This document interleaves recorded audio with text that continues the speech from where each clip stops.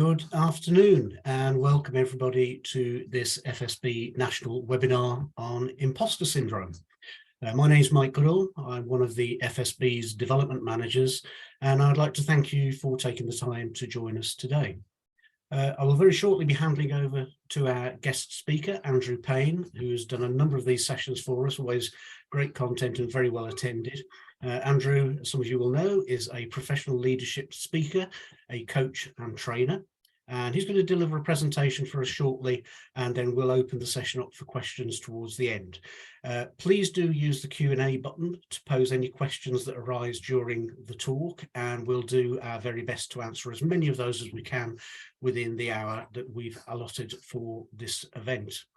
Just so that you know, today's session will be recorded and will be made available on our on-demand service through our national website, fsb.org.uk. So if you do need to leave, or if you want to share it with others, we'll be able to find the link on our website and do exactly that. Welcome to everybody who's an FSB member. If you're not an FSB member, we'd love the opportunity to talk to you about our work and what we can do for you as a small business owner, the very many benefits of joining. So again, either speak to one of our membership advisors, or in the first instance, take a look at joining us section on our website at www.fsb.org.uk. So that's the FSB advert over. That's enough from me. You're here to hear from Andrew Payne. So I'll now hand over to Andrew, and we'll be back for the Q&A session later on. Over to you, Andrew. Thanks very much, Mike. I appreciate the introduction. It's very rare that I would start a session like this with an apology, but I feel like an apology is due, or just to kind of advise you as to something that may happen. I'm just going to open my screen up while I do that. But I'm actually not in my house in what would normally be my nice, quiet studio that I set up for myself in my front room. I'm actually in Sheffield in a serviced office space because I was delivering at the town hall this morning. But the point of me saying that is there's a picket line outside the serviced office space where I've just booked. And it's a very noisy picket line, beeping horns, lots of people that don't look very happy. And so I had considered going out and saying, listen, do you mind? We have an FSB session about to be in progress. Will you please keep the noise down? But I kind of thought that probably, I just didn't have the courage to go and do that. So if you're hearing beeping of horns and shouting outside, I'm really sorry. It's the picket line. Please blame them, not me. Anyway, off that note, imposter syndrome, it's what we're here to talk about. And you know, about 5 years ago, I secured my first TEDx talk, and I was so excited to have this TEDx talk. And 5 weeks before the event, I was in such a good place because I knew my talk inside out, back to front. And as a speaker, if you know your stuff that well, there's still 5 weeks to go. You are in a very good place indeed, because that final 5 weeks, you can just be rehearsing it to a point where it no longer sounds rehearsed because it is in you completely. I was also very confident of the script. So I was talking about my own experiences of domestic abuse, bit of a taboo subject, which TED, as we know, TED events like. I wrote the script and got it edited by a female survivor of domestic abuse because I wanted it to be a very balanced, insightful research script. I had a lot of confidence in this script that I knew inside out, back to front. And it's not that I was arrogant about what was going to take place in 5 weeks' time. I was just quietly confident.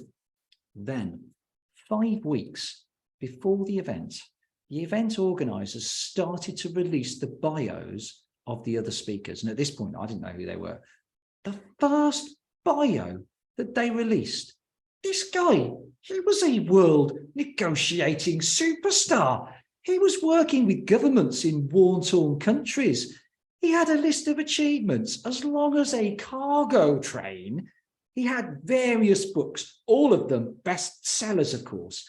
And I'm thinking, oh man, what was I thinking to put myself forward to a TEDx event? I can't share the stage with this chap. This is, when people see me talking about my own experiences of domestic abuse, they're going to think like I'm a complete idiot. They're going to be either annoyed with me that I'm wasting their time, or they're going to be mocking me. I mean, when they put me alongside this guy, you know, I hope I don't have to follow him. And I was having such a wobble. I'd gone from just quietly rehearsing each night for a short amount of time, super confident, to just a mess. I was even considering pulling out of that event just because of that one bio that was released. You see, imposter syndrome, it's where we have a lack of confidence in ourselves, but what makes it uniquely imposter syndrome is where we fear that we're about to be exposed. And when we are going to be exposed, it's going to be horrible. Everyone will either be annoyed, laughing at us. They'll never forget how incompetent they now know that we are. They'll see that everything before was a facade. And of course, what goes with that then is the things that we have achieved. And as people, we all achieve amazing things every day. And the stuff that we do, we just belittle that. Oh, well, it was nothing. It was nothing. Anybody could do that. I just got lucky. And this wonderful trio of characteristics makes up imposter syndrome. And because 3/4 of the UK workforce say they've been burnt out, overwhelmed in the last few years, a third saying seriously burnt out, because we know there is a mental health epidemic, it's all over the news, then it is worth thinking about imposter syndrome, understanding what it is and knowing how to deal with it, because apparently 70% of people struggle with it or have struggled with it at one time or another. So even if you're one of the lucky 30% that hasn't, you're going to be working with people that have. It's why it's important to know what it is and crucially how to tackle it. So in the session that we cover today, I'm going to give you the briefest of history lessons. I'm going to make that real short.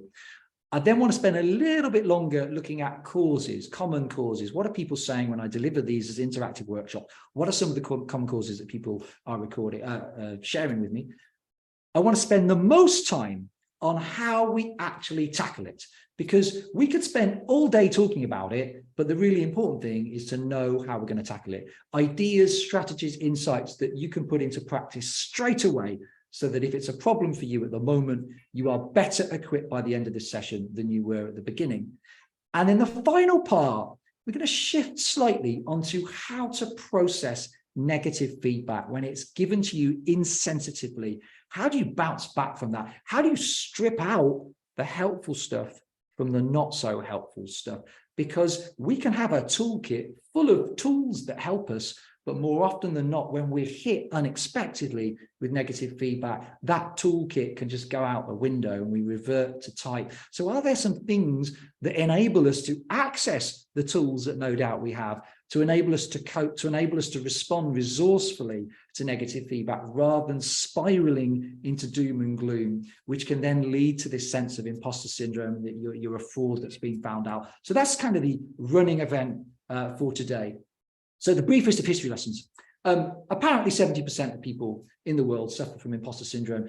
And you might be thinking, yeah, but where did this even come from? Like, as a term, like, I haven't seen Shakespeare talk specifically about imposter syndrome. And you won't have done, because until the 1970s, it wasn't really labeled in that way. But researchers, Dr. Pauline Rose-Clance, Dr. Suzanne Imers, realized, they were researchers and psychologists, and they realized that their best performing graduates genuinely believed that they didn't deserve their place at university. And they started to think this is quite common. And then they started to think we should probably research this. And so they did. And initially in the 70s, it was felt that this was a challenge specifically experienced by women. And all the cohorts that they were using in their research were women. But then, of course, as their results were published and interest started to grow in this phenomenon that they'd apparently discovered, then we started to do more research widely across both genders, across cultures. And we realized this is a problem that goes across both genders, across both cultures. Initially, it was known as imposter syndrome, imposter phenomenon, imposter experience. But of course, today we now just refer to it as imposter syndrome. Now, I think at this point, it's worth just saying, I feel in my work as a coach, in delivering these sessions as workshops, in hearing what people are saying to me, that there are two expressions of imposter syndrome. It is not research backed with a PhD. I haven't got Aston University onto this yet to check this out and test it, although maybe I should. This is just my perception of the people that I've helped and coached, and from what I'm hearing, that there are two types. And I want to just look at them briefly. You see, for me, mild imposter syndrome is really what hit me with the TEDx event, in that it comes and it goes. it's temporary. It happens where maybe I'm pushing myself out of my comfort zone. So recently I had a bit of a wobble. I don't normally have a wobble when I have a talk. I really look forward to it, but I had a bit of a wobble because I was delivering a burnout session to a group of NHS psychologists, each of whom was probably better qualified than me to deliver that session. And I had a bit of a wobble, and I had to really kind of manage myself to get myself in a good place to deliver that session. But I can't say, as someone that does struggle with imposter syndrome in terms of a mild expression of it, I can't say it's a big problem for me. Occasionally it bites me on the nose, makes me wobble, and I now rely on some good self-management techniques that help me to deal with it. Of course, all of those I'll be sharing with you in a moment. Severe imposter syndrome is something different. That is where you are battered by this sense of being found out and lack of confidence. It leads to self-loathing, bitter regret at all the things you didn't do. And whereas with mild imposter syndrome, it might make taking action more stressful than it might otherwise be. With severe imposter syndrome, you won't take action. You won't speak out in the meeting. You won't go for the job that you could go for. You know, I worked with a lady where happy childhood, no trauma. She'd gone to university. The university she'd chosen was one of the old Polys, which is now a university. She's very happy with her choice. Her sisters had gone to traditional red brick universities. That was fine. Everyone's happy with their choices. But as she graduated, some of the family friends made quite unhelpful comments about the institution that she'd chosen to do her degree. And that one thing mushroomed into a severe case of imposter syndrome, where she completely doubted all the decisions she ever made, racked with regret at this university that she chose, and a sense that she is a fraud. She hasn't delivered on the one hand, but if people find out which university they went to, they'll all think she's completely stupid, to the point where going for a job where she might have to reveal her CV would literally make her physically sick. That is quite severe, and it's with you the whole time. And I make that point because supporting people that are struggling with mild imposter syndrome, if you're a leader or a manager, that's going to be a much easier job than if it's severe. If it's severe, then it's going to be a much more long-term job and exercise to help and support that person. Now, some of you might be thinking, well, where does this all come from? You know, what causes mild? What causes severe imposter syndrome? Well, let me give you a little list. As an example, unhelpful comments that came in when you least expected them, as in the case of this woman. And then the thing with her was that it had mushroomed, this belief, but then she felt stupid that she had allowed this belief to mushroom. So there was this sense of shame that went with this belief that made the whole thing even worse. Some people really struggle with imposter syndrome where they have had trauma in their childhood. So there are these things, some of you will know this, they're called ACEs, adverse childhood experiences, traumatic experiences in childhood. And often that can be a trigger later on for this real sense of imposter syndrome, not fitting in, feeling like you're going to get found out. But childhood trauma isn't always the case. It is one of a number of causes. Some people that I've worked with say that it's where they feel like they've been in the minority. So either in a workplace where they are the gender minority in that workplace, or it could be that they are the cultural minority in that workplace. So they particularly feel like they stand out and maybe they've got a point to prove, and that's put pressure on them. Some people put it down to bullying or a very competitive boss or a very results-driven environment. These are all triggers that can start to create this imposter syndrome habit. Sometimes it can be people that consider that they've come from a very working class background, and now they're in a situation where they're surrounded from people that have a very privileged background with great wealth and all the rest of it. So they feel like they're an outsider. And we shouldn't be surprised, given as people that we have a need to belong and be respected, that there is then this flip side, this fear of not belonging and being respected. And remember, imposter syndrome really, although it was only given a label in the 70s, it's probably been with us for centuries, millennia. It's a human condition. Even Albert Einstein referred to himself as an involuntary swindler. He couldn't understand why so many people were interested in his work.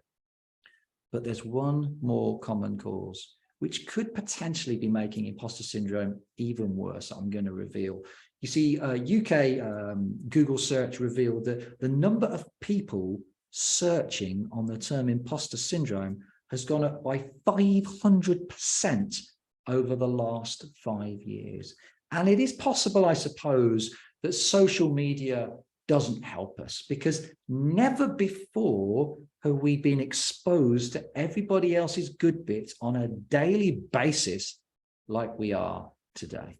You know, social media is great news for cats, isn't it? Because if you lose your cat, you put a photo of your cat on Twitter, it gets retweeted 1 million times over. Half an hour later, someone turns up on your doorstep with your cat in their arms. What started out as a catastrophic day has turned into a perfect day. Sorry, I'll quit with the puns. I'm using up all my lives, and you'll be making a feline to the exit. No, I will really stop on the puns. But social media is not such good news for people in terms of our mental health, in terms of an epidemic of envy, of feeling of inadequacy. If you go to LinkedIn, everybody on LinkedIn, they're posting about their promotion, the job they just had, the award that they'd like you to vote for them, but they've at least been nominated for. Well, that's amazing. Or maybe their team is abseiling down the Shard for the local donkey sanctuary. And you're looking and thinking, well, my team doesn't do that. I'm not raising any money. I haven't had a promotion. I'm barely just surviving with this crazy life that I have. I've got kids. I've got elderly parents I'm caring for. I'm run ragged. And there is this sense of milestone anxiety that you feel like you're falling behind. Everyone else is racing forward because everybody else is just posting their good bits. And I don't think that helps when it comes to feeling inadequate about ourselves. So if those are the lists of causes, if we know what imposter syndrome is, and you've got a sense now of where it's come from, the key question is, how do we tackle it? Now, some people would say, well, what works for me is I've got like a book that I keep of recommendations that people have made about my work. And I read that when I'm in a bad place. Good idea. I know of a comedian, and he posted quite recently that he delivered this gig somewhere or other, and nobody literally laughed at any of his jokes at all. And he came away feeling absolutely crushed. But as a comedian, he knows that will happen from time to time. So he's kept a couple of recordings of events where everybody was just falling about in hilarity for the entire session. And he was able to play that recording to him to remind himself that actually he's okay. You know, he's not a fraud. He is a good comedian. Just one of those events. Some people will use meditative techniques and breathing techniques. That's all fine. But for me, what really works with imposter syndrome are assumptions, crucial assumptions about the way the world works. Assumption number one is that there is value in all achievement. Now, some of you might be thinking, is that it? Like, I've given up an hour to come on this webinar and you're telling me there's value in all achievement. Well, that's just great. But just bear with me a moment. Ask yourself this question. What would deliver more insight in developing wisdom in a person between option A, the completion of a PhD, or option B, a painful and difficult divorce? Just about hold it together for the sake of the kids. You just about financially get through it. You come out 4 years later, bruised, battered, but wiser and repaired and restored in some way. What delivers more value in wisdom out of those two options? The answer, of course, is neither. We should have the greatest of respect for those that complete a PhD. Amazing that they have channeled their knowledge and developed such a level of expertise in one area. That's amazing, it really is. And we should have the greatest of respect for someone that has been through that journey of divorce and all that they've learned. I'd want both of those at my boardroom table on my project team. And yet when it comes to LinkedIn or social media, we'll probably talk about the PhD that we've just got and the gown and the board on our heads, and we're now a doctor somebody or other. We're not going to put on our LinkedIn profile just about being through a painful divorce. We're not going to put that forward as part of our development and journey and qualification. But both deliver the same value. So I truly believe that in everything that I do and achieve, there is value, there is insight. So if my CV is coming up against someone, I'm sharing the stage with someone whose bio is so much more impressive than mine, I don't worry about it. I really don't now, because I believe there's value in all achievement, in everybody's journey, whatever that may be. And I truly believe that as my truth. The second assumption, there's three I'm going to share with you. The second crucial assumption that I absolutely believe about the way the world works is whoever you're facing, however happy they seem, however successful they appear to be, everybody, because they're human, carries disappointment, pain, fear, worry, goals that they haven't yet realized, and they're frustrated, fear for their loved ones. It's what makes us human. We carry this stuff around with us wherever we go. So when you're sitting in front of super successful people, they all look like they got it together. They haven't. Their minds are churning over the same stuff as yours, and the root causes of their pain will be quite similar to yours because we're all human. And it's a great leveler. It's a great leveler. Every person in this stock photo that I've included in my slide deck will carry that mix of pain and fear and worry, fear of rejection and all the rest of it. And when you remind yourself of that, it gets easier to respect everyone and fear no one. And when you truly respect everyone and fear no one, it's harder for imposter syndrome to take hold of you. The third crucial assumption that I passionately believe is that in order to master something, we have a journey to go through. Nobody escapes the journey. And the first stage is horrible. I call it the Muppet phase, where you are a Muppet. You are just rubbish at whatever it is you're trying, and your brain's working overtime to process the data and get started on it as quickly as you can. Anybody else doing it, they're much better than you. And you know you look stupid and you hate looking stupid. You want to look like you're competent and you're not. And it's horrible. But some people at that point, it's just too hard. They don't want to look like a Muppet. So they just stop doing that thing. Other people grit their teeth, trudge forward, and they get to the second stage of learning, the mediocre phase, where you're nothing special. There's nothing to show off about, but you have now progressed from Muppet to mediocre. You can see you progress. That's a nice feeling. And for some people, that progression has taken so much from them that they leave it there at mediocre. And that is all right. I am mediocre at plenty of things and I'm comfortable. I don't really want to invest the energy to get to the last stage, which is the mastery stage that you get to, where you're a rock star in whatever it is you're doing.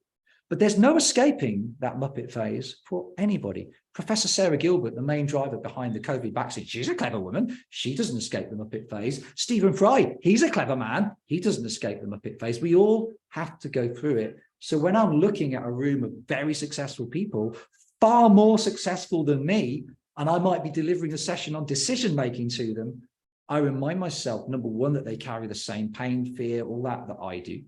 I remind myself that there's value in everybody's journey.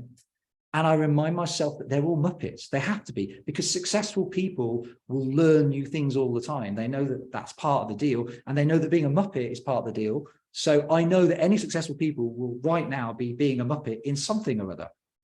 These are the assumptions I remind myself of when I know I'm struggling. There are also some habits that we can get rid of that don't help us in our mindset. I wonder if anybody on this session has ever been given a gift and your response was, oh, you shouldn't have done that. You shouldn't have bought that for me. You shouldn't have spent all that money on me. Why not? Why shouldn't they have bought that for you? Not only are you throwing their generosity back in their faces, which isn't great for the other person, but you are deliberately undervaluing and undermining yourself. If you do that, stop it now. Even if it feels like you're having to fake it, you say, thank you so much, and leave it there. Second habit, I wonder whether you do this, where someone will say, oh, what an amazing piece of work. That's incredible. How did you do that? And you'd be like, well, you know, it was nothing. Or you passed an exam, and you're like, well, yeah, loads of people pass. And we belittle the compliment, which again throws the compliment back in the other person's face. And it makes it worse, actually, because if the other person is looking at what you've done and thinks, wow, that's amazing. How did they do that? And you're like, well, it was nothing. You're now making the other person feel like a bit like inadequate, but you're also undermining and undervaluing the stuff that you're creating and doing. Not a good habit, particularly when we're thinking about imposter syndrome. So stop it now. You say, thank you. And if you're like me, I'm quite nosy, you see. I will usually say, if someone pays me a compliment on my work, I'll say, thank you so much. What was it about it that you really appreciated? Because then either they'll give you some very specific feedback, which is really helpful and useful, or they'll be like, because the feedback was insincere. And I like catching people out for giving insincere feedback. It's just me. Maybe I'm just nasty at heart. The third habit that I think we need to stop doing is, you know, those times where you come out of Aldi with 20 shopping bags and your arms are dropping off your shoulders and your bladder's bursting at the seams and you really could do with a hand and someone offers you help and you're like, nah, no, it's fine, it's fine, it's fine, it's fine. We do this at work, we do this at home. Just accept the help. Say thank you. I really appreciate that. Again, set this belief in your mind that actually you're valuable, you're worthy of gifts, you're worthy of compliments, you do great work, and occasionally you need help too, and that's all right. Get rid of some of these habits of being a martyr, of belittling your own value, of belittle your own skills. Get rid of them because they're not healthy. If we want to send imposter syndrome packing, get rid of and sort these habits out if you know you're guilty of some of these habits. The other things that I do with imposter syndrome that have helped me is I remind myself that for me, imposter syndrome only bites me on the nose when I'm pushing myself out of my comfort zones. So it's a reminder that I'm being courageous, and actually I'd have to be really arrogant to never, ever struggle with imposter syndrome. So it reminds me that I'm humble and it reminds me that I'm courageous. Actually, that's okay. I don't need to fight this. When I'm feeling that sense of feeling like I'm a fraud, I'm an imposter, I'm going to be found out. Actually, this is just a reminder that I'm brave and humble, and that's all right. The other thing I do is I remind myself of the Oxford definition of the word imposter. And I post 1-minute videos on social media every day. I've actually done this as a post a couple of days ago. So anyone that's already seen that 1-minute video, my apologies. But in order to be an imposter, you have to willfully mislead someone. So as long as you don't willfully mislead anyone, you can't be an imposter. You can't be a fraud. Other people might elevate you to a position in which you feel uncomfortable. But if other people have elevated you and you've always been honest about what you can do and who you are, then you're not a fraud and you're not an imposter. And I often check with myself, because I have to do a lot of marketing, as you do, to make sure that the claims that I make, the things that I say, they are absolutely true. They are bang on. Because I know then in the moments where I might think that am I an imposter or not, I can remind myself, no, I am honest and open about who I am. If someone wants to elevate me, that's fine. But as long as you don't willfully mislead someone, you're not an imposter. The third one that I remind myself, as I already mentioned, apparently 70% of people in the world suffer from imposter syndrome at one time or another. So it's also a reminder that I'm normal. That's brilliant. I'm humble, I'm courageous, and I'm normal. I don't need to fight imposter syndrome. I can get comfortable with this and maybe stop trying to battle it and overcome it. It's another way of dealing with it.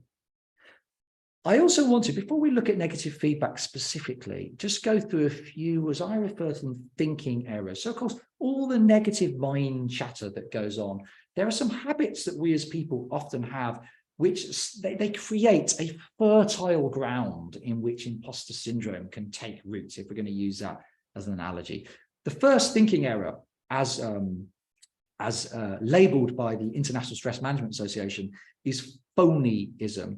Now, I'm going to skate over that because it's what we're talking about, this sense of us, we feel like we're a fraud, and that's what we're talking about. And the second one that they talk about is minimization, which again, I've just quickly covered. So I'm just going to quickly say what it is and then move on to the third thinking error where I'll spend more time. So minimization is where you belittle your own skills and achievements. Someone compliments you, you can't take it very easily. Someone says your work was great, it was nothing. And those are thinking errors that we need to try and stop. We need to be kinder to ourselves and think in specifics and being very rational rather than our minds getting carried away in this kind of negativity. The third thinking error is what I call is just this negative mind reading, where we infer from other people's behavior that they don't like us, they don't rate us. They're really off with us. They're not with everybody else. You might wave to someone in the playground when you drop your kids off at school and they blank you. And you think, how rude.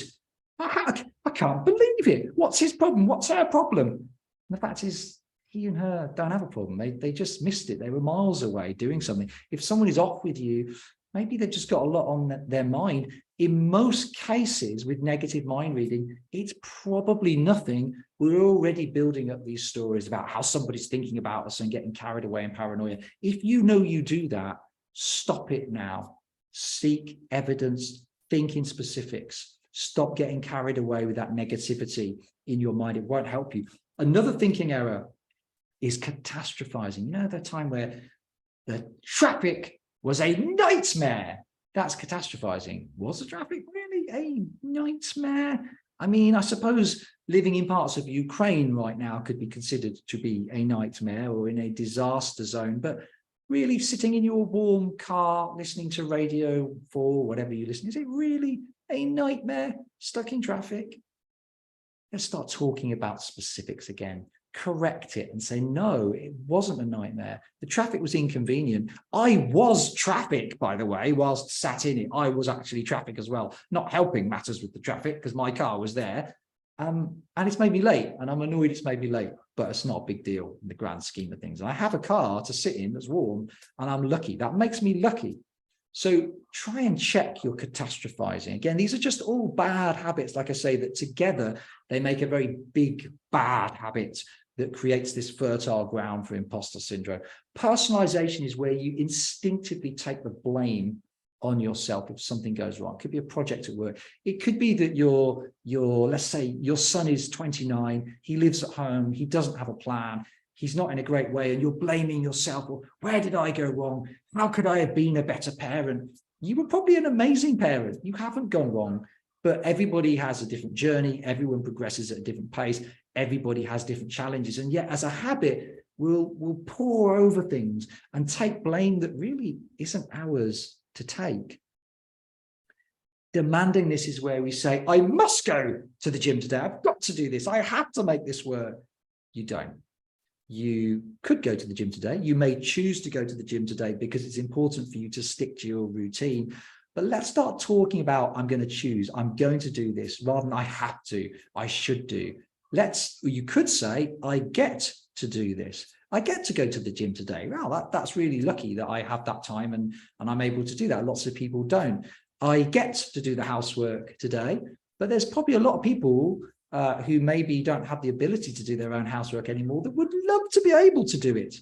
So maybe change some of that language from I have to, I ought to. I should take some of the pressure off your shoulders and make that language softer in your mind chatter. This is all little habits that do add up into a bigger habit.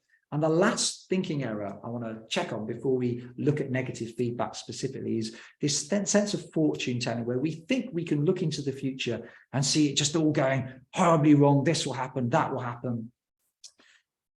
Generally, as people, our ability to predict the future really is not that great. And the research done on the ability of an expert to predict something in their chosen field working out and a child, the difference in the quality of predictions made is frightening. Some of the research done, if you really look into it.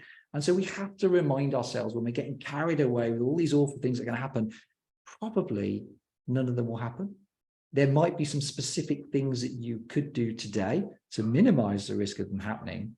And actually, our ability to predict the future is notoriously bad. So let's try and live in the present moment.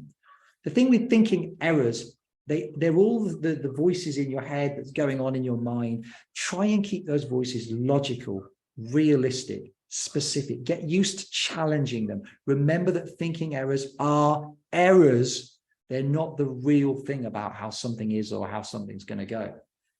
Now, some of you might be thinking, well, this is all well and good, Andrew, but the negative feedback thing is quite important for me because I do struggle with imposter syndrome. But actually, I do get a lot of this and it hurts when I get it. And if I've got some ways to deal with that, that would be great. Esther Bintliff is a writer for the Financial Times, and she's not a psychologist, but she created this three-step model. She's talking about in a blog that I was reading about how people react to negative feedback naturally.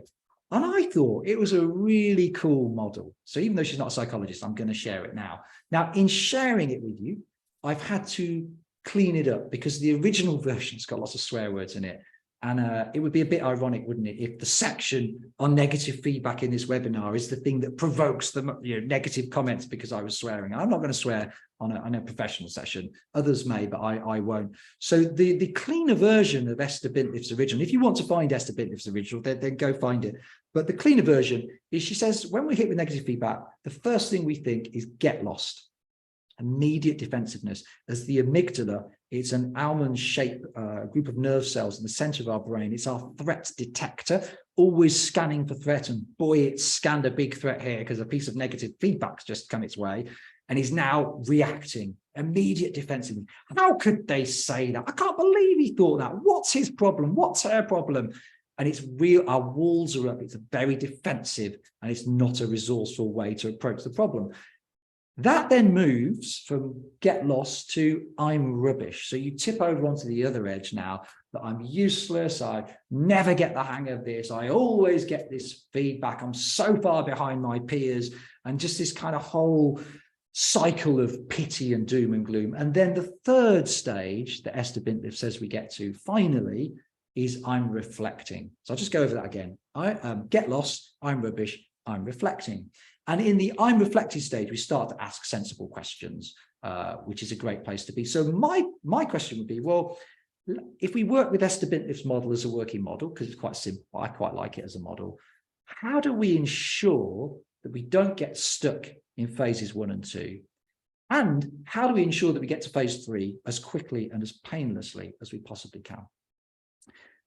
As I said at the beginning, some people will have meditative practices where they practice mindfulness, where they will just focus on their breathing and they'll let everything go from their mind. If you're out walking, you'll just be listening to what the birds are singing. You'll feel the wind in your hair. Your phone will be off, and you just try and still your mind. And people do this just as like have snippets of time in sort of mindfulness. You don't need a yoga mat to practice mindfulness. And they say that's really helpful. Of course, it could be that you've got your book of compliments. But again, for me, what I really value in these times are grounded assumptions about the way the world works. And I've got 2 that relate specifically to negative feedback. And I've got much better as a person at dealing with negative feedback because of these 2 assumptions, which are now my truths, and I hold them very, very close to my heart. Assumption number 1 is I am not the right fit for every event, for every team, for every project. And you are not the right fit for every team, event, and project. And although we want diversity in our workplace, of course we do, morally good thing, diversity, in terms of the magic, in terms of creation and innovation and creativity, diversity, very good thing. Of course, the challenge with diversity is with diverse minds come diverse opinions, and it makes it even more difficult than it ever was before to please everyone. You can't do it. Imagine this. Imagine I write a book and I want it to be a bestseller. As long as I've got an army of friends and families all prepared to buy 5 copies each of my book, I can trigger the algorithms and turn my book into some kind of a bestseller. I can do that if I want to. But so that my book was to become a Nobel Prize winner or a Booker Prize winner, that's going to take a bit more work. I'm not going to trigger, having an army of friends and family ain't going to help me with that. I'm going to have to create a work of outstanding brilliance. And yet, on Amazon, you will not find a book that's won a Booker Prize or a Nobel Prize that has not got 1-star reviews. Verified purchase 1-star reviews of people who have bought the book in good faith. They read it, they thought it was rubbish. So if a Nobel Prize winning author is going to get negative feedback, then the rest of us mere mortals should also expect that from time to time we're going to get negative feedback. You see, I try and do my scoping work with my clients before I work with them. But even with the best will in the world, occasionally that scoping work is done and I'm still not the right fit. And I didn't realize until I was there. That will happen from time to time. But because I believe I'm not the right fit for every event, I expect that from time to time I get negative feedback. Because I'm expecting it, it's less of a shock when it happens, which it does from time to time. My second key assumption is even if you've trudged through from Muppet to mediocre to master and you're in your field and you're creating something, whatever it is, a piece of work, it could be a pottery thing as per this stock photo. To create something truly outstanding, you're going to struggle to just do that in your own home and space without input and feedback. To create something outstanding, you create something and then you churn it out there for others to look at it and critique it. And then you pull it back and then you rework it, you churn it out there again, and you test again, each time getting feedback, each time working on it. And eventually you can create outstanding. I don't believe perfect exists. I believe outstanding exists, but not without testing and feedback. And so because of that, when I create stuff, when I deliver stuff, I expect I'm going to get feedback that's going to hurt from time to time, but that in the long run will help me to create outstanding. And because that's like one of my truths, one of my assumptions, it means that when I get negative feedback, I'm better able to handle it than I used to be. But let's say I get a piece of feedback. It comes as a surprise for whatever reason, because I thought what I delivered was great. I tell myself, I'm not the right fit, but let's look at this feedback anyway. You still have to decide what you're going to do with that feedback. And for me, there's two things you can do with negative feedback. You can put it in your mental shredder, or you can put it in your mental filing cabinet. And you have to ask yourself a question that determines where you're going to put it. You see, if you don't trust the agenda of the person or people giving you that feedback, if you have reason to distrust it, then that feedback is not worth the paper it's written on. It must be shredded. And of course, on a bad day, the thing with negative feedback is it sort of puts itself back together again, and it's now a piece of paper in front of you on a bad day, and you have to re-shred it each time. But it belongs in the shredder every single time because you don't trust the intentions of the people that gave you that feedback. And that happens to me sometimes. There's some feedback that I dismiss because I understand there is an agenda behind that feedback. However, if you don't distrust the people giving that feedback, and more than that, if you truly trust their judgment and you have this negative feedback, then it will go in the filing cabinet. But does it go in the top drawer or does it go in the bottom drawer? You see, bottom drawer is low priority. I'm sort of going to forget about it, out of sight, out of mind. Top drawer, it's away, but it is there at the top of that filing cabinet. And so for me, what determines where it goes in my mental filing cabinet, if it goes in the bottom drawer, that's because I trust the intentions of the person giving me that feedback, but it's isolated. No one's ever said anything like this to me before. I need to store it, but I'm not going to worry about it too much as an isolated piece of feedback.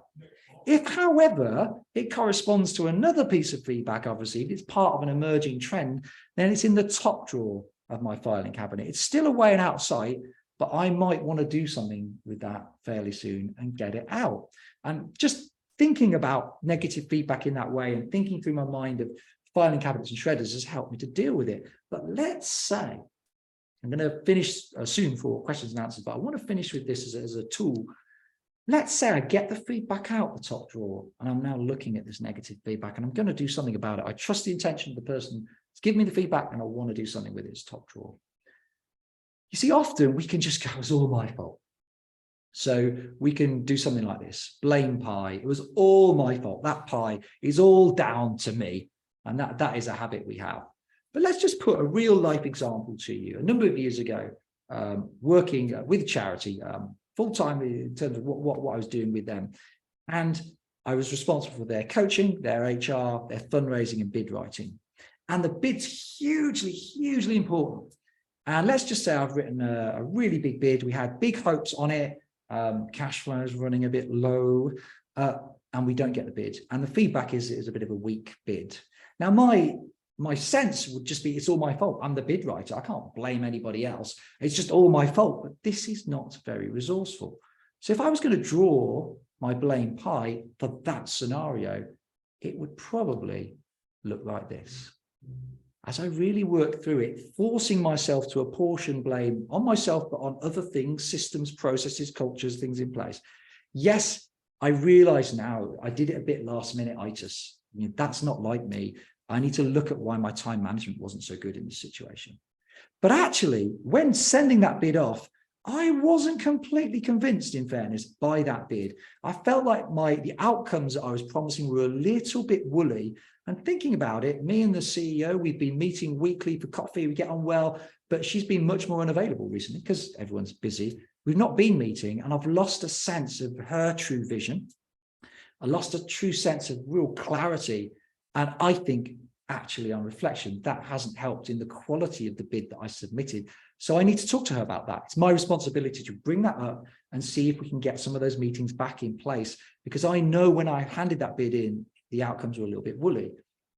Also, in the charity, again, we're going back a few years, but what would happen is I'd have classic FM on in the background, coffee in hand. So when it's all kicking off outside, because it'd be a community hub and have all kinds of people coming and going, it would normally be me, come and get me to help manage this because this is going on. So I'd always be pulled away from writing the bids because people would see me coffee in hand, classic FM, or Payne's just relaxing in there to pull him out. Come on, come on.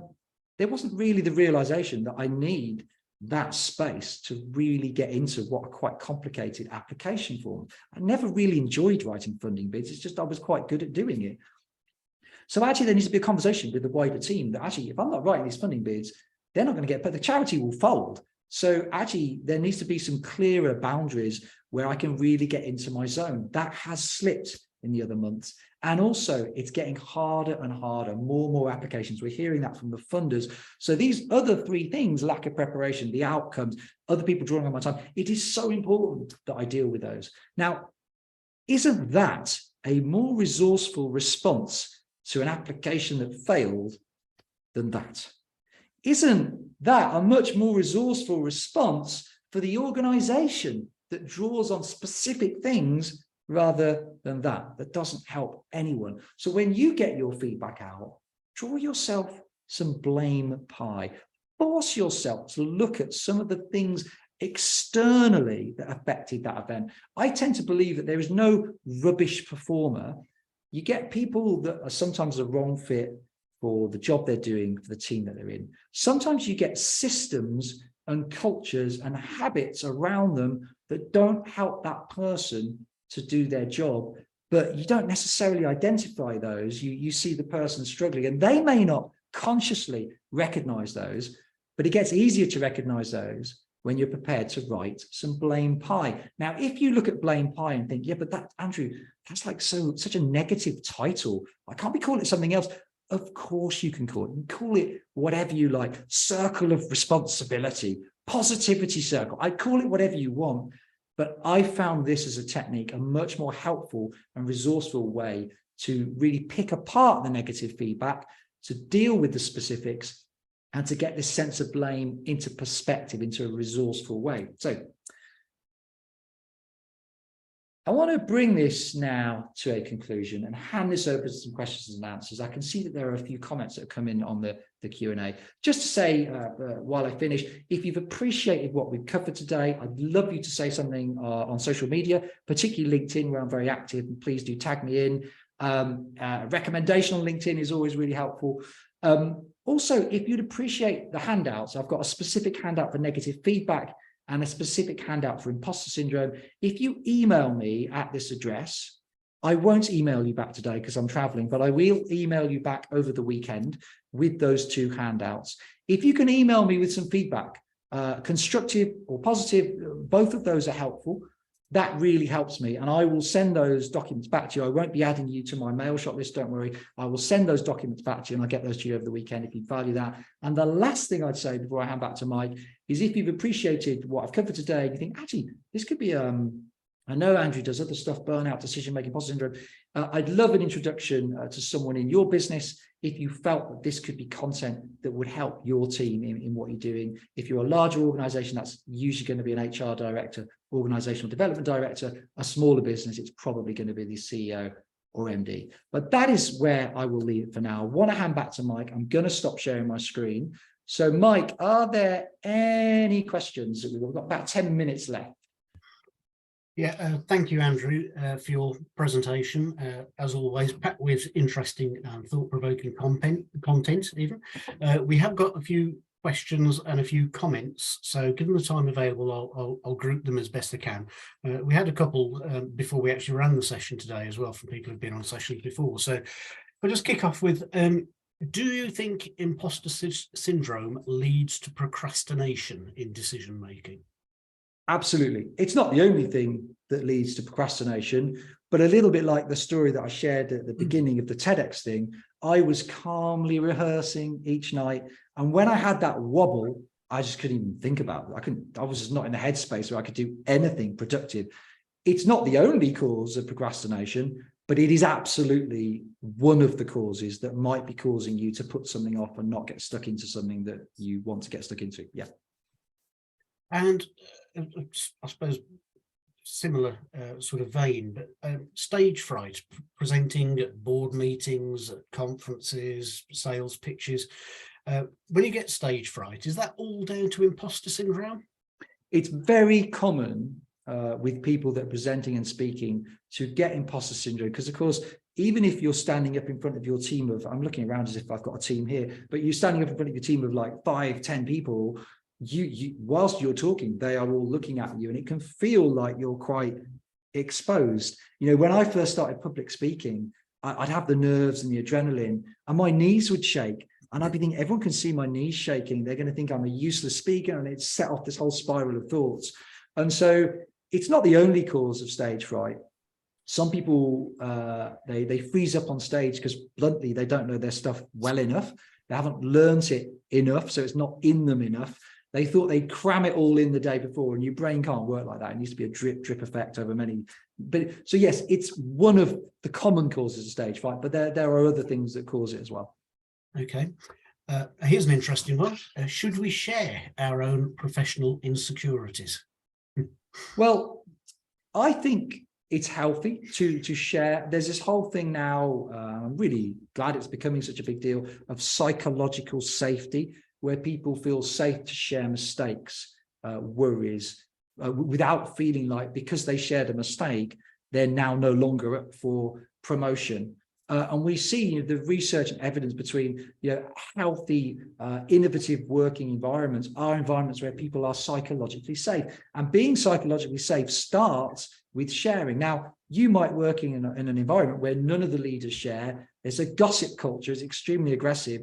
Are you going to be the first to put your head above the parapet? Probably not. It's up to business leaders to share fear, worry, challenges, things that went wrong. I know of one group, and they have mistake and cake meetings once a month. So they share a wonderful cake, not a cheap Aldi job that you buy those chocolate cakes, cheap ones, and then they just taste of absolutely nothing. You're talking a sumptuous Marks and Spencer's job here. And they literally, the point of the meeting, other than eating nice cake, is to share mistakes that have been made or nearly mistakes that were made. And just the rules and parameters is no one's penalized, no one's belittled. They're proper nearly mistakes as a means of, number one, just trying to identify potential elephants in the room before they've got too big, and also to create this sense of it is okay. We can share that, we can be vulnerable with each other, and that's where the magic happens. So yes is the short answer to your question. Thank you. You mentioned at the beginning of your presentation a figure of 70%. I think that was the percentage of people who've experienced imposter syndrome. We've had the question, where does that figure come from? If you research, generally most, I can get the research, it'd be the American Psychological Association. There's a whole ton of research. If you just check out imposter syndrome, the percentage of people that suffer, you'll see a long list, medical, psychological research that basically works with the figure of 70%. Where I feel that that's not a helpful figure is my own view is that there are these two expressions of imposter syndrome, one which is very debilitating, one which is just, it's like an irritant. And I think more research needs to be done on both of those types. Also, without wanting to draw away from the question, I'd love there to be some research, and maybe I'll do this when I'm not being run ragged by my 3 boys under the age of 10, is imposter syndrome more of an issue in societies where there's huge levels of inequality? Is it less of an issue in societies that are more equal? Who knows? No one's ever done any research, maybe not. But that is something I'd love to look into, which I haven't yet looked into. Okay. And here's a interesting one for you. Is the blame pie simply a way of finding excuses for your own failures? Well, no, it isn't. Because, I mean, I truly think when I fail at stuff, there will be stuff that's my responsibility that I can sort out. But given the complexity of our relationships, the world that we live in today, invariably where things go wrong, there will be other external things that happen. It's not about excuses, it's about learning points. And I make sure when I portion up blame pie that I do take a fair share of the blame with specifics. But I usually find, if I start thinking about the wider context, that there are specific learning actions that really help me. So I don't think so. I mean, if I use the example that I used back in the session, there were some conversations that need to be had. if I'm going to write good bids, I need to be very clear on the outcomes. And that had become lost because I wasn't meeting the CEO so regularly. Partly that's my responsibility, but it is partly hers as well to make that time. And that's sensible. That's not passing the buck. That's not. So I don't think it is just as long as you've got specifics within that blame pie, as long as you take some responsibility for the things that you've struggled at, then I don't see that that's palming that off. Thanks. We've got some really interesting questions coming in there. They're coming thick and fast, and I hope people don't mind me sharing these, but I had one where it says, Andrew, my fear is of being bullied and my character being personally attacked rather than belittling of achievements. And without going into too much details, I've also had a troubled background, family background, and is asking, is that still imposter syndrome, do you think, or is that got its roots elsewhere? That's a really, really good question.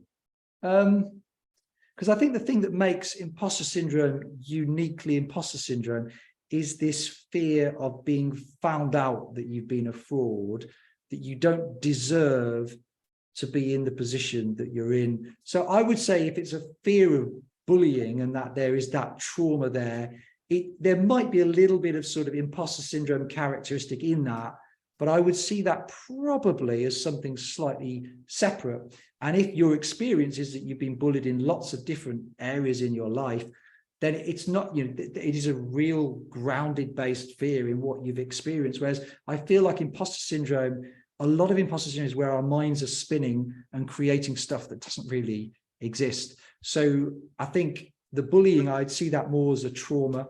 And so I would see it slightly differently. It's a good question. We've got a couple allied to that, which are coming in thick and fast now, but we'll keep going.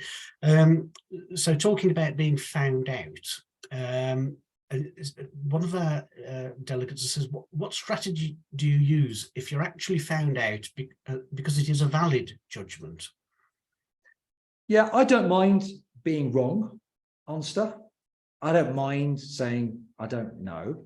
I don't really feel like I get found out on anything because I'm just honest about who I am and what I can deliver before I go into that situation. So a little bit like I use the example of the psychologists, each of whom was probably better qualified than me to deliver on burnout. Yeah, I was delivering on burnout to them.